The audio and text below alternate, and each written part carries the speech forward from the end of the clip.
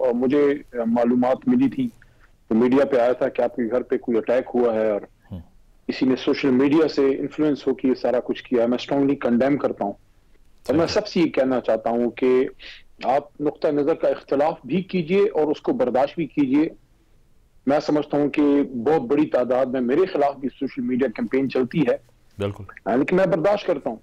मैं सबसे ये कहना चाहता हूँ कि कानून को हाथ में ना लें। मीडिया पर्सन्स का काम है, वो आप पे तनकीद करेंगे और वो आपकी ड्यूटी है, आप सब पे करते हैं। मैं स्ट्रांगली कंडेम करता हूँ और मैं अरबाब इख्तियार से ये इस्तदा जरूर करूंगा कि इसको मुंतकी अंजाम तक पहुंचाएं, एक मिसाल बनाएं कि आइंदा से कोई किसी भी जर्नलिस्ट पे हमला कम अज कम ना करे। आप अपने नुक्ता नजर का इख्तलाफ रखें, वो भी डिसेंट तरीके से, जिस तरह होना चाहिए। बिल्कुल, मैं भी सख्त से सख्त बात करता हूँ और अभी पार्लियामेंट की जो मौजूदा मेरी स्पीच है उसको आप कोई भी उठा के देख लें, इससे आगे सख्त बात हो ही नहीं सकती जो मैंने की है। लेकिन मैं कोई बदतमीजी नहीं की, ना अखलाक से गिरी हुई बात की है। बिल्कुल। अब आते हैं मुज़ाकरात वाली बात पे। मुजम्मिल साहब देखिए, और ये भी मैं कहता हूँ मुजम्मिल साहब ने मुझे नहीं बताया, ना उन्होंने कोई रिक्वेस्ट की है, मेरी अपनी सोच है इसलिए मैंने ये बात की है। और मैं सबको ये कहना चाहता हूँ कि खुदारा अपने मुल्क में इख्तिलाफ को इस हद तक ना बढ़ाएं कि वह एक दूसरे से पर आंख मिलाने की भी काबिल ना रहें। जो जुल्म हो रहा है उसके खिलाफ हम सब मुतहिद हैं। जुल्म को कोई सपोर्ट नहीं करता, जो कत्ल कर रहा है, जो अगवा कर रहा है, जो मार रहा है, सब उसके खिलाफ है। एक नुक्ता नजर के इख्तिलाफ को जरूर बर्दाश्त कीजिए।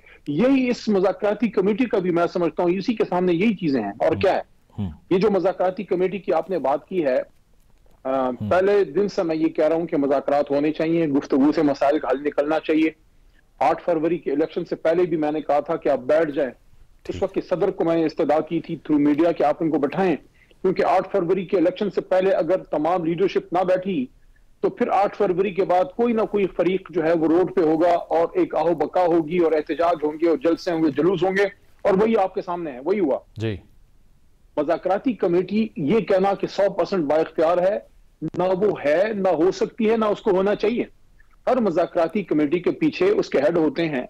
या तो फिर ऐसी मुज़ाकराती कमेटी हो जिसमें इमरान खान साहब, मियां नवाज शरीफ साहब और आसिफ जरदारी साहब बैठे हों, फिर तो आप कहें ये तो फितरी अमर है मुजम्मिल साहब जी। इस हमारी कमेटी ने आके जनाब इमरान खान साहब से, और मैं समझता हूं कि उनको शाह महमूद कुरैशी साहब से भी उसमें मिलना चाहिए। बल्कि अगर शाह महमूद कुरैशी साहब ही इस मुज़ाकराती कमेटी में हो तो भी सोने पे सुहागा होगा। लेकिन जहां तक हुकूमती मुज़ाकराती कमेटी का ताल्लुक है, मेरे ख्याल में उसने भी पीछे जाके फिर मियां नवाज शरीफ साहब से या फिर जरदारी साहब से जरूर उन्होंने गो अहेड लेना है। ये जो मुज़ाकराती कमेटी है, जितना मैं इसके काम को समझता हूं या जितनी मेरी सोच है वो ये है, इन्होंने चीजें मुजम्मिल साहब फॉर्मुलेट करनी है, चीजें सामने रखनी है। जो मुतालबे हैं, मुतालबे कमेटी ने नहीं रखे सर, मुतालबे तो पीछे से लीडरशिप ने दी है ना। जो चीजें डिमांड्स हैं ये कमेटी ने नहीं बनाई, ये तो पीछे से आए हैं। उसके लिए तरीकाकार क्या होगा, किस तरीके से आगे जाएंगे, कौन सी अचीवेबल है फौरी, कौन सी के लिए ज्यादा कोशिश करनी पड़ेगी। मैं तमाम पॉलिटिकल फोर्सेस से, डेमोक्रेटिक फोर्सेस से रिक्वेस्ट करूंगा इस मुज़ाकराती अमल को आप कामयाब बनाने में अपना किरदार अदा करें। We can hold our negative criticisms for some other day. ये एक कमेटी बनी है जो आगे आपको डेमोक्रेटिक सिस्टम इस पुल से पार करा सकती है, लेकिन ये एक सूरत में होगा कि हम सब इसको सपोर्ट करें। अगर हम सपोर्ट नहीं करेंगे और हर शाम इनको तंज़ व तनकीद का नश्तर का वो बनाएंगे तो मैं नहीं समझता ये अपना मकसद। बिल्कुल अली साहब, लेकिन जो आपने बात की ना कि दूसरे फरीक में जरदारी साहब को, शहबाज शरीफ साहब को कंपेल किया जाएगा कि वो भी इसको सपोर्ट करें, लेकिन रऊफ हसन साहब ने ये कहा, पार्टी के बहुत से लोग ये कह रहे हैं कि दरअसल ये तो हुकूमत से बात ही नहीं हो रही, बात हो रही है इस्टेब्लिशमेंट से।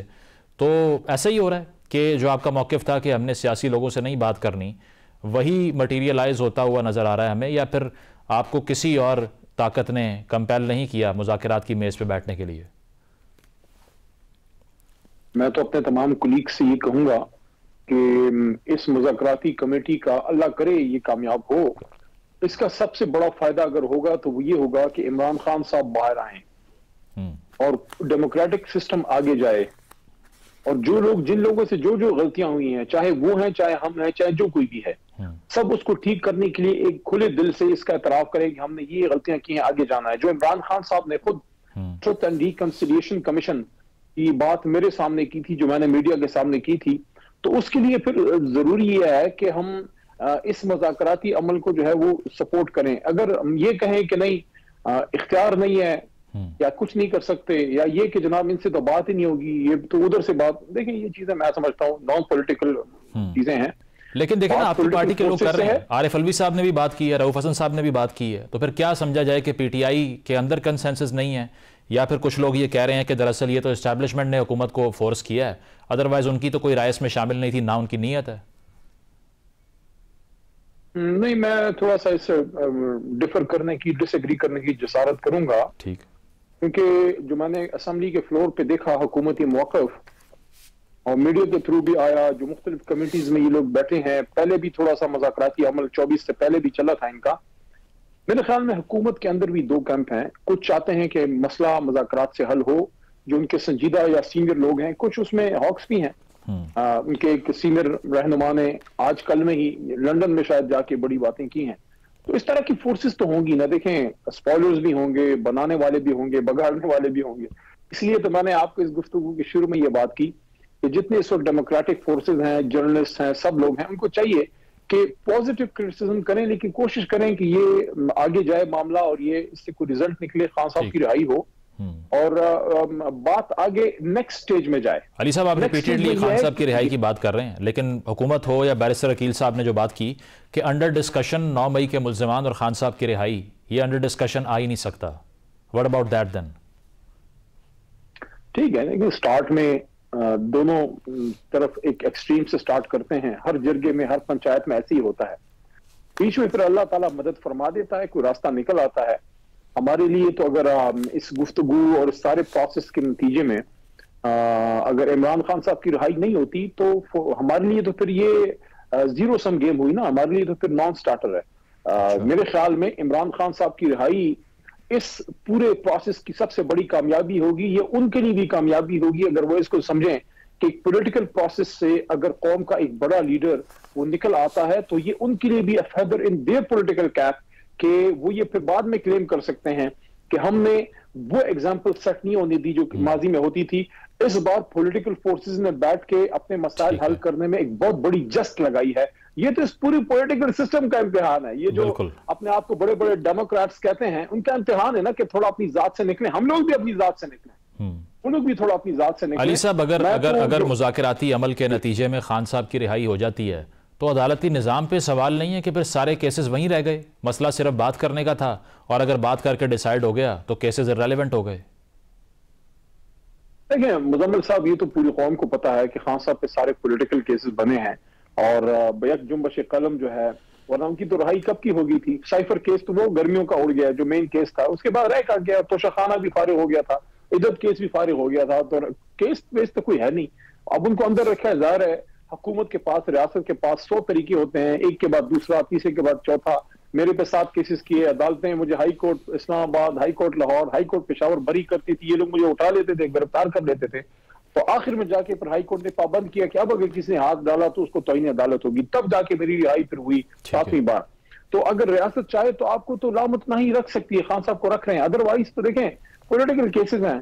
अगर हुकूमत समझती है कि अब उन्होंने मजीद पॉलिटिकली लोगों को मैनिपुलेट नहीं करना और अब उन्होंने मजीद दीवार से नहीं लगाना और अब इस सिस्टम को आगे लेके जाना है, ठीक है, तो उसके लिए मैंने तो कौमी असेंबली में एक और बात की थी, अपनी शायद उसी स्पीच में की थी कि एक स्टेप में तो ये जो मुज़ाकरात हैं इसमें से खान साहब निकले, मेन लीडरशिप, और ये लीडरशिप जो है, ये जो मेन लीडरशिप है खान साहब की, मियां साहब की, जरदारी साहब की, और कोई जिम्मेदार और लोग हों, ये फिर भी इनको भी मेरे ख्याल, मेरी राय है, इससे शायद बहुत से लोग एग्री ना करते हों, इनको भी फिर कुछ बैठना चाहिए ताकि आगे का फैसला करें कि अगर इस मुल्क को डेमोक्रेसी से, डेमोक्रेटिक सिस्टम से चलाना है तो इधर हुकूमत भी होगी, सही, इधर अपोजिशन भी होगी, एक दूसरे से बात करना भी होगी, चाहे ना चाहते हुए एक दूसरे की तरफ आपको देखना होगा, हाथ मिलाना होगा किसी न किसी लेवल पे जाके मुल्क की खातिर। सही। अली साहब, जो बड़ी लीडरशिप को बाद में बैठना चाहिए, लेकिन पहले खान साहब की रिहाई जरूरी है। खान साहब की रिहाई के बगैर एवरीथिंग ये बिल्कुल वापसी का सफर है। अली साहब, बैरूनी प्रेशर से जो उम्मीदें हैं, इस पर क्वेश्चन नहीं बनता कि आपकी सारी तहरीक का आगाज़ ही बैरूनी मुदाखलत के खिलाफ हुआ था। अब शेख वकास साहब कह रहे हैं कि अगर मिलिट्री कोर्ट से खान साहब को सज़ा होती है तो GSP plus status European union cancel कर देगी। फिर आपका ऑफिशियल ट्विटर हैंडल पार्टी का ये कह रहा है कि ट्रंप साहब आकर हमें छुड़वा लेंगे और इंसानी हकूक़ की बुनियाद पर यह बात की जाएगी, या किसी एडवाइज़र डोनाल्ड ट्रंप के जो हैं उनसे उम्मीद लगाए बैठे हैं। ये मुनासिब है कि मुदाखलत के लिए, यानी कि पाकिस्तान की लोकल पॉलिटिक्स में इन्वॉल्वमेंट के लिए कंपेल कर रही है एक पॉलिटिकल पार्टी सोशल मीडिया के थ्रू? खान साहब ने इस मखमसे का खुद ही फैसला कर दिया था ट्रंप के इलेक्शन के दिन, जब डोनाल्ड ट्रंप जिस दिन इलेक्ट हुए थे, जब इलेक्शन जीत गए थे, मैं अडयाला जेल के अंदर था, खान साहब के साथ ही था। तो इमरान खान साहब को जब ये इत्तला मिली तो उन्होंने ये कहा मीडिया के सामने कि चलो एक अच्छा हो जाएगा कि कम से कम हमारे बारे में न्यूट्रल तो हो जाएंगे। इतनी ही कोई एक्सपेक्टेशन है इमरान खान साहब की कि हमारे साथ जो एक जो बाइडेन की एडमिनिस्ट्रेशन का मनफी रवैया था वो खत्म होगा, न्यूट्रल होगा। बाकी इससे आगे एक स्टेप हमें ज्यादा तवक्को नहीं है, ना हमें करनी चाहिए। अली साहब, उसका आपके साथ नहीं, उसका हुकूमत के साथ जो रवैया है, अभी जो सैंक्शंस लगी हैं, जाने से पहले जो बाइडेन की गवर्नमेंट ने लगाई है ना, तो ये कैसे साबित होगा कि they're against you and supporting PDM?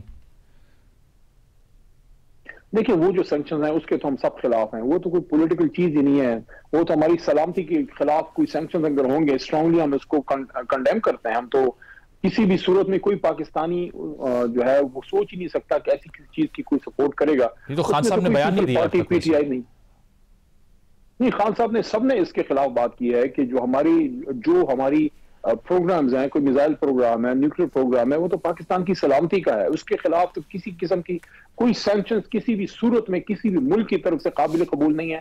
हम पुरअमन मुल्क हैं और अपने दिफा के लिए हमने एक निजाम बनाया है। जाके पहले उन ताकतों से पूछें जो दुनिया भर में खून बहा रहे हैं। पाकिस्तान तो आज तक दुनिया में सिर्फ अमन ही कायम करने के लिए किरदार अदा करता रहा है।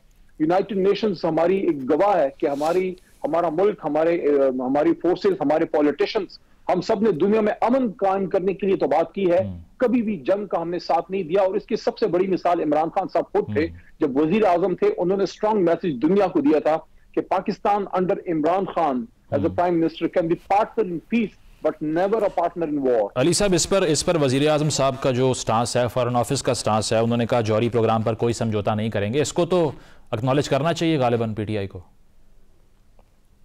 नहीं, ये ना नून का प्रोग्राम है, ना पीटीआई का है, ना पीपल पार्टी का है, ये पाकिस्तान का प्रोग्राम है, पाकिस्तान की सलामती का प्रोग्राम है। जहां पाकिस्तान की सलामती होगी वहां सियासी बात तो रह जाती है ना, उनकी सलामती पे तो कोई कॉम्प्रोमाइज नहीं है। और जो कंसर्न शो किया है ब्रिटिश गवर्नमेंट ने, अमेरिका ने, ये जो रिसेंटली फौजी अदालत से ट्रायल हुए हैं, इस पर पीटीआई क्या फील करती है? Is this a point two celebrate के बाहर से ऐसा बयान आया, या इस पर भी आपका ये मौकिफ है कि ये हमारा अंदरूनी मामला है?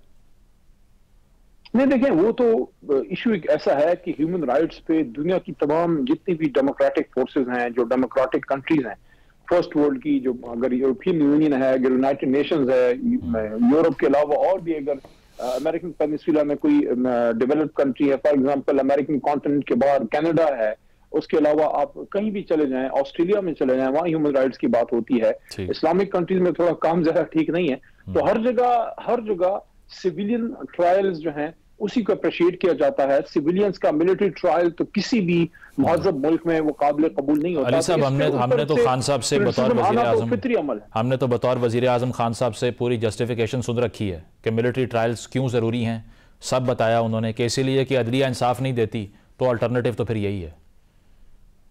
नहीं, वो मुझे पता है आप जिस तनाजर में बात कर रहे हैं वो दहशतगर्दी के लिए था, दहशतगर्दों के लिए था जो मुल्क के खिलाफ असला उठाते हैं, जिनको उर्फ आम में जेट ब्लैक टेररिस्ट कहते हैं, ठीक है, जिन्होंने असला उठा के लोगों को मारना होता है, फोर्सेस पे, इदारों पे, अवाम पे, पुलिस पे, मदरसों पे, स्कूलों पे, इस पे ये लोग अटैक करते हैं, आइन को नहीं मानते।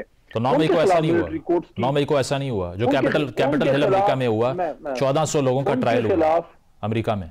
मैं कहता हूं उनके खिलाफ खान साहब ने बात की थी, जो 9 मई को हुआ था, पॉलिटिकल लोग निकले थे। आप उनकी तर्ज अमल से इख्तलाफ कर सकते हैं, हम खुद भी कहते हैं कि जिसने कानून हाथ में लिया है बिल्कुल उसके खिलाफ कानून हरकत में आए, लेकिन सिविलियन ट्रायल हो, मिलिट्री ट्रायल ना हो। बिल्कुल, वो आप सही कह रहे हैं। आपको बता दूं, 9 मई को जो लोग निकले हैं वो जेट ब्लैक टेररिस्ट नहीं थे, वो पॉलिटिकल लोग थे, आम पाकिस्तानी थे। अली साहब, अमेरिका में कैपिटल हिल पे जो अटैक कर रहे थे वो रिपब्लिकन्स के कारकुनान थे, जिनको गुस्सा ये था कि इलेक्शन हरवा दिया गया डोनाल्ड ट्रंप को, 1400 लोगों का ट्रायल हो गया, कन्विक्ट हो गए, वो भी पॉलिटिकल लोग थे। सर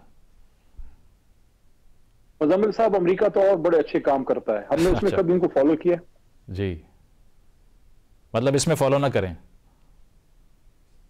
उनका मुल्क है, वो तो जाके अफगानिस्तान पे अटैक भी कर गए थे, ठीक है, वो तो पता नहीं क्या क्या करते हैं, वो तो इसराइल को भी सपोर्ट करते हैं, क्या उसको भी हम सपोर्ट करना शुरू कर दें?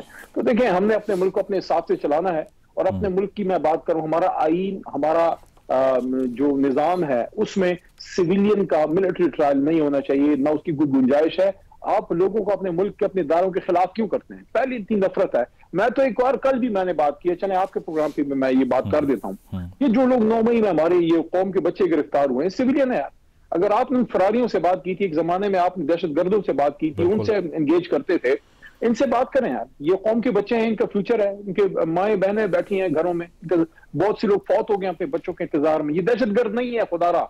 और दूसरी बात यह है कि माजी में ये सारा ट्राइबल बेल्ट और वहां से चीजें आप कहते थे कि जहां वहां दहशतगर्दी फैलाना, ये तो लाहौर के और इस जगहों से भी बच्चे हैं। तो मैं ये कहता हूं कि देखें, अगर कोई ट्राइबल बेल्ट का है, अगर कोई लाहौर का है, अगर कोई बलोचिस्तान का है, सारे इक्वल पाकिस्तानी हैं। अगर कोई किसी चीज पे नाराज है, पहले आप इंगेज करें, उनको समझाएं, उनको मेन फ्रेम में लेके आए। नहीं समझता तो कानून और चीजें तो कहीं गई नहीं है। आप उनको बात करें, उनको लेके आए। काफी सजा काट ली उन्होंने, 2 साल से मिलिट्री जो है कस्टडी में जो लोग हैं या जो जेलों में पड़े हुए हैं, क्या हालत हो जाती है इंसान की। पढ़े लिखे बच्चे हैं, let them come to the let them come to the mainframe again, let them serve Pakistan, let them come out.